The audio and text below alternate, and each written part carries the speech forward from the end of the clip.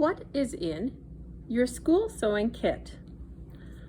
Let's open the plastic box and look. Inside, we have fabric scissors. Inside, we have pins. Inside, we have 2 needles. Inside, we have a seam ripper. Seam ripper. Inside, we have a pencil. Let's put them back in the box again. Pencil, seam ripper, needles,